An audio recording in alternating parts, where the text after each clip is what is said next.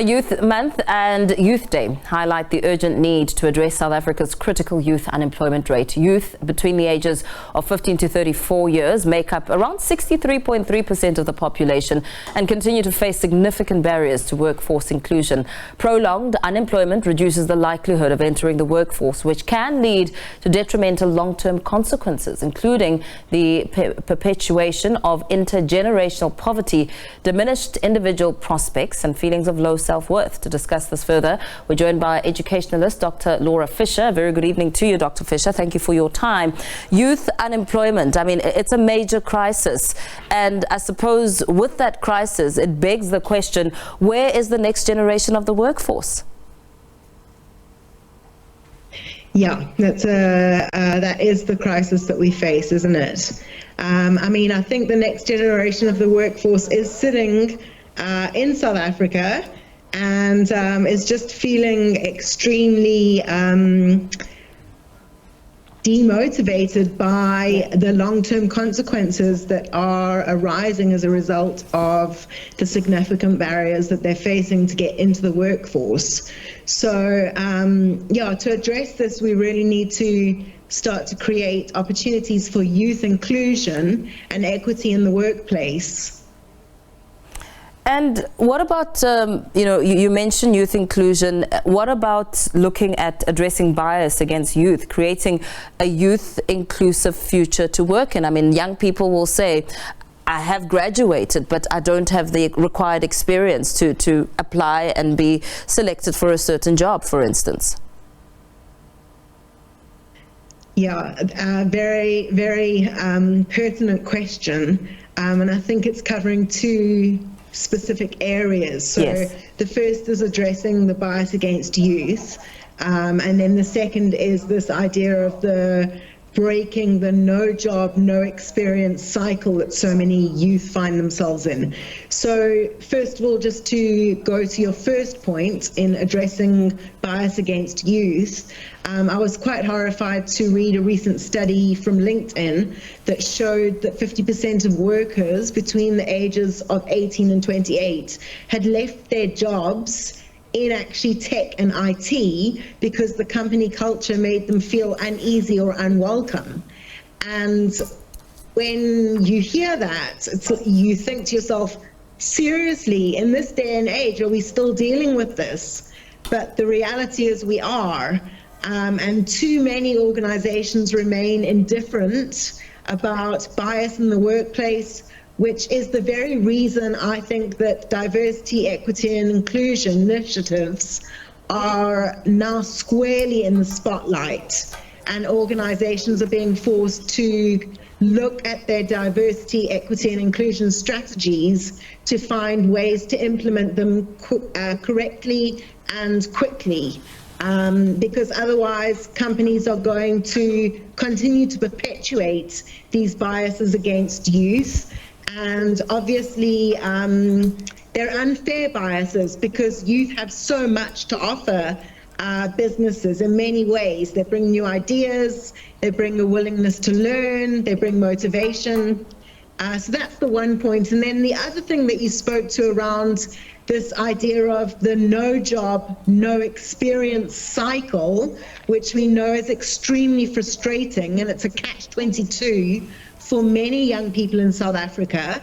I think that the reality is that as one progresses through education and training has a responsibility to start really matching their programs and their qualifications with the market-based needs and with industry, so that the experience dividend is actually closed.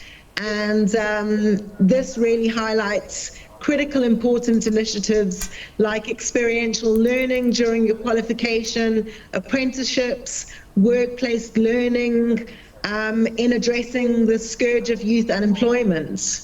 You talk about the importance of a culture within an organization and the strategies that are needed, what should those strategies embody? And as we try and scrutinize the culture, what should it look like for young people who are entering the workforce to feel like it's an enabling environment?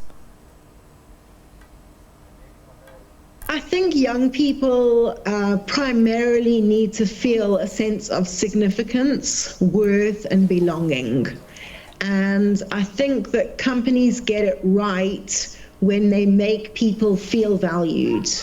A young person, yes, they're a young person. Maybe they don't have as much experience as those who've been in the workforce for a longer time, but they bring in new ideas. They bring in a willingness to learn. They bring in motivation. They bring in innovation. And so employing youth can really secure a business's future workforce. It can strengthen its brand, and it can provide a cost-effective way to develop talent. There's also actually employment tax incentives offered to benefit companies that hire young people. So I think it all actually, for me, comes down to acknowledging the value that young people bring to the workplace, and ultimately that young people can drive success in the workplace. So I really think that companies need to rethink the misconceptions and tap into the potential that is lying in young people and that is ready to explode into something really beautiful. Yeah. We talk about employment being the first point when, point of order when a young person thinks, okay, I've graduated, or perhaps I haven't graduated, but I do still need a job, because there are jobs on different skill sets and skill levels. What about job creation and the role of job creation and access? I mean, great idea you may have, but not having the backing, the financial or the knowledge to actually run this business into a profitable business. Yeah, so I mean, we do know that the world of work is undergoing extreme transformation at an unprecedented pace currently, driven by rapidly evolving technologies. So, the International Labour Organization notes that this technological revolution has high labour replacing potential than past advancements with automation and with the increase of AI capabilities.